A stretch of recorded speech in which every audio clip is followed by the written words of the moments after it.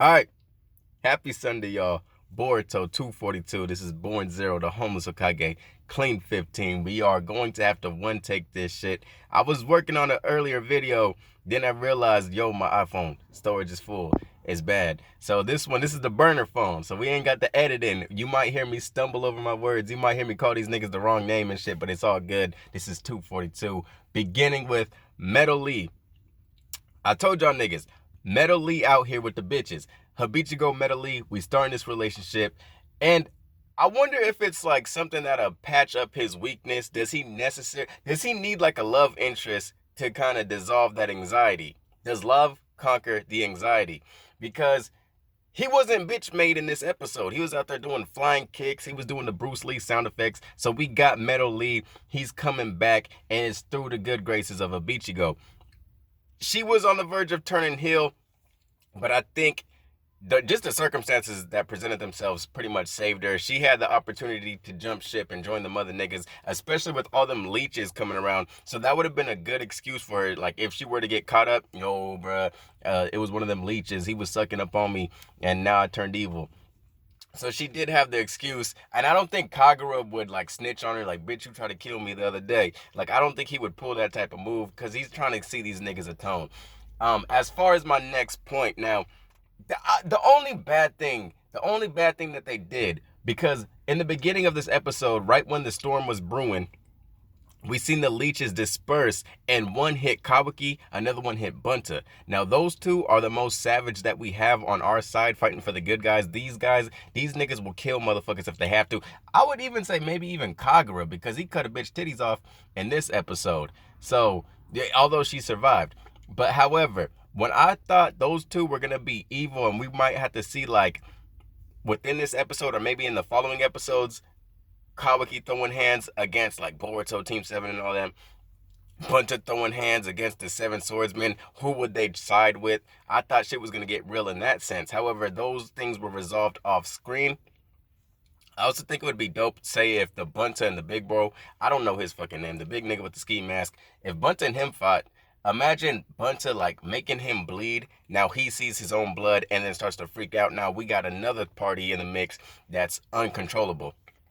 But I thought, it kind of blue balls us because it happened in the beginning of the episode, and it was kind of reminiscent of the episode where the big bro got framed for killing the captain of the ship, and we pretty much didn't see someone getting bodied like right from the beginning of the episode. We didn't see that coming, especially coming off that bullshit. Like, oh, let's help build this motherfucker up. Let's do our thing. Let's go back home.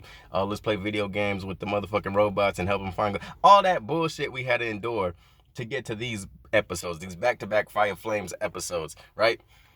So we got those 2 points out the way. And like I said, bro, we got to one take this shit. We can't hop in the CapCut because this is a burner phone. So we got the next point, Seiren. I'm telling y'all, they are coming through with these villains. The only one that was kind of like lackluster for me was the very first brother that we met who did the jail escape. Now, I don't necessarily remember him throwing too many hands. I think he was just kind of like main focus, let's break that out of jail. So they didn't necessarily show too much of him, but it's still like his character design is kind of it's trash, bro. Like I don't really fuck with him like that. But it is interesting to see that they're saving him for the last. Him and the father, they're kind of saving him.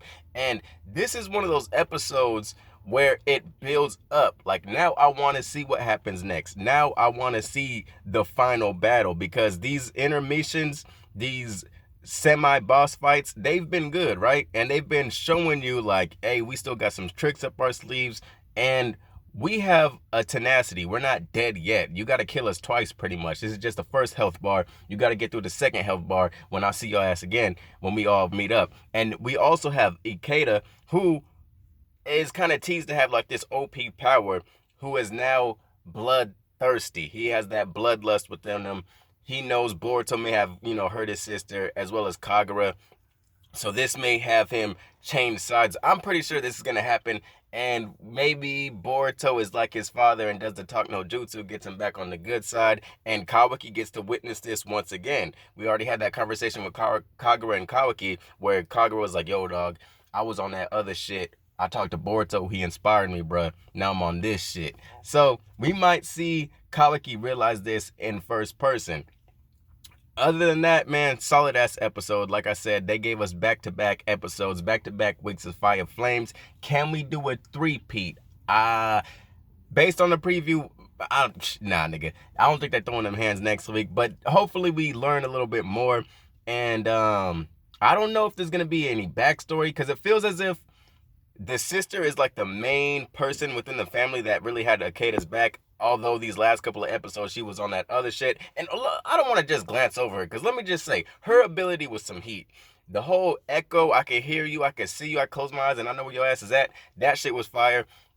Her bow and arrow, where she can manipulate the trajectory of it by playing the strings, that was heat too.